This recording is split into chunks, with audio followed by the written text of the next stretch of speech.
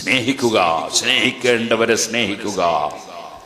അത് വല്ലാത്ത ഒരു ഭാഗ്യമാണ്. അത് തീരെ കിട്ടാത്തൊരു വിഭാഗമാണ് ഷിയാക്കൾ. ഷിയാക്കൾ ഇപ്പോ ഗൾഫ് രാജ്യങ്ങളിൽ വലിയ പ്രയാസമുണ്ടാക്കുന്ന യുദ്ധം,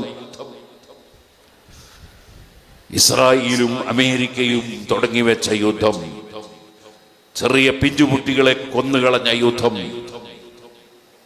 അതിനെ ആർക്കും ന്യായീകരിക്കാൻ കഴിയുമെന്ന് തോന്നുന്നില്ല. പക്ഷേ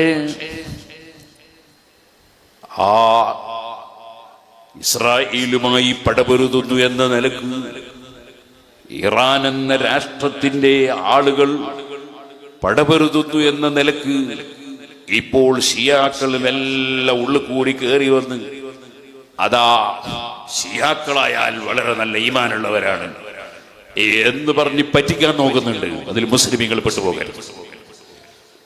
ഒരിക്കലും സിദ്ദീഖ് റളിയല്ലാഹു അൻഹുവിനെ, ഉമർ ഖത്താബ് റളിയല്ലാഹു അൻഹുവിനെ, ഉസ്മാൻ റളിയല്ലാഹു അൻഹുവിനെ, അങ്ങനെയുള്ള മുഹാജിരീങ്ങളായ ഏറ്റവും വലിയ മഹാന്മാരായ സഹാബികളെ, എന്തിനധികം പറയണം അൻസാരികളായ ത്വൽഹ റളിയല്ലാഹു അൻഹുവിനെ, അതുപോലെ ഐസ ബീബി റളിയല്ലാഹു അൻഹയെ, അങ്ങനെ തുടങ്ങിയുള്ള സ്വർഗത്തിലെ ഏറ്റവും വലിയ ഉന്നതന്മാരായ സഹാബികളെ കുറ്റം പറയുകയും നിന്ദിക്കുകയും വെറുക്കുകയും ചെയ്യുന്നവർക്ക് എങ്ങനെ സ്വർഗം ലഭിക്കും? അതുകൊണ്ട് മുസ്ലിമീങ്ങളെ ഞാൻ പറയുന്നു, ഒരിക്കലും ഷിയാക്കളോടൊരു സിമ്പതി നമ്മളെ മനസ്സിൽ വന്നു പോകാൻ പാടില്ല. അതിനർത്ഥം അനീതിക്ക് കൂട്ടു നിൽക്കണമെന്നോ അക്രമത്തെ പിന്തുണക്കണമെന്നോ അല്ല. നമ്മളെ വിശ്വാസത്തിന് കേടുവരാൻ പാടില്ല. ലാ യഖ്ബലുല്ലാഹു മിൻഹു സർഫൻ വലാ അദ്ലാ.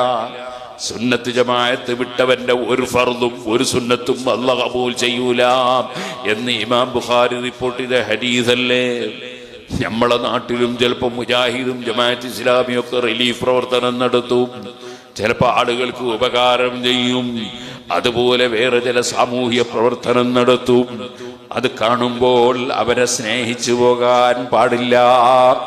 അവരുടെ ഒരു അമലും അല്ലാഹു സ്വീകരിക്കൂല എന്ന് ഞാൻ പറഞ്ഞതല്ല, മുഹമ്മദുർ റസൂലുള്ളാഹി സ്വല്ലല്ലാഹു അലൈഹി വസല്ലം പറഞ്ഞതാണ്. സുന്നത്ത് ജമാഅത്ത് മുറുകെ പിടിച്ച് സ്നേഹിക്കേണ്ടവരെ സ്നേഹിച്ച് ജീവിക്കണം.